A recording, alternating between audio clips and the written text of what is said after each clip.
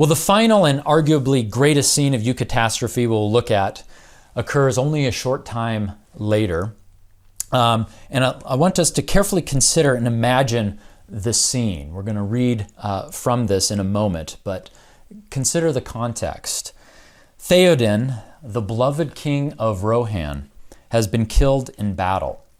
Eomer has discovered his sister Eowyn on the field, and he believes that she too has been slain. In despair, he shouts, "Death, death, death, death take us all." And without taking any counsel or waiting for any reinforcements from the city, he and his host charge back into battle while his voice is heard shouting, "Death, ride to ruin in the world's ending."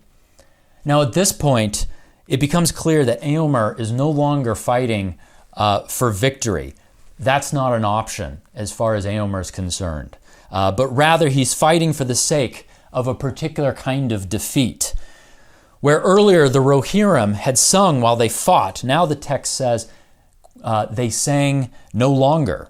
They sang no more. Death they cried with one voice, loud and terrible and gathering speed like a great tide. Their battle swept about their fallen king and passed, roaring away southwards. So the Rohirrim are chanting in unison death, but it's not just the death of their enemy that they're referring to, but the death of everything, of the world's ending. The text then tells us that that new reinforcements for the enemy begin to pour out of Osgiliath, and at the moment, quote, "a new cry went up in the city," end quote, for at that same moment, the black ships of Umbar have just appeared sailing up the Anduin River. And so this is a very bleak scene. Things are not looking good. And when Eomer himself looks to the river, we're told the following, and here I want to read at some length this great scene. When Eomer looks to the river, it says, "Hope died in his heart, and the wind that he had blessed he now called accursed. But the hosts of Mordor were enheartened and filled with a new lust and fury. They came yelling to the onset." Stern now was Eomer's mood, and his mind clear again. He let blow the horns to rally all men to his banner that could come thither. For he thought to make a great shield wall at the last, and stand, and fight there on foot till all fell, and do deeds of song on the fields of Pelennor, though no man should be left in the west to remember the last king of the mark. So he rode to a green hillock, and there set his banner, and the white horse ran, rippling in the wind. Out of doubt, out of dark, to the day's rising, I came singing in the sun, sword unsheathing. To hope's end I rode, and to heart's breaking. Now for wrath, now for ruin, and a red nightfall. These staves Eomer spoke, yet he laughed as he said them. For once more lust of battle was on him, and he was still unscathed, and he was young, and he was king, the lord of a fell people. And lo, even as he laughed at despair, he looked out again on the black ships, and he lifted up his sword to defy them. Well, here's the turn.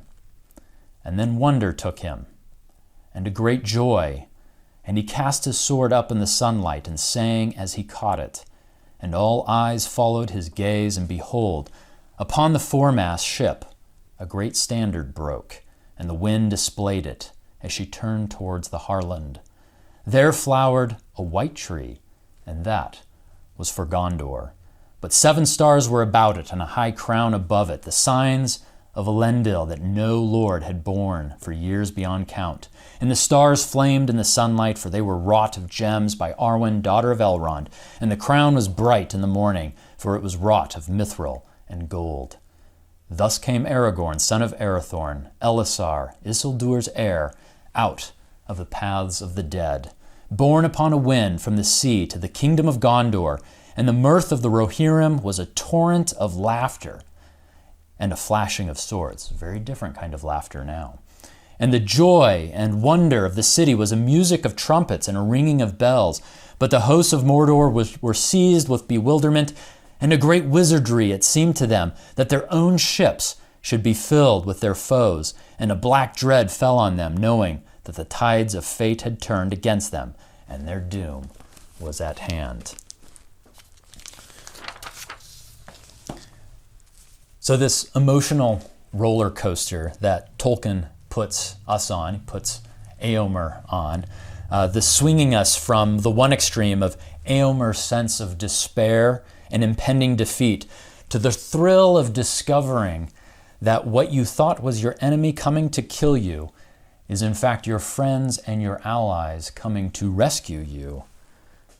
That's what Tolkien calls Eucatastrophe. And that's how Tolkien would have us read and to feel and to experience the gospel.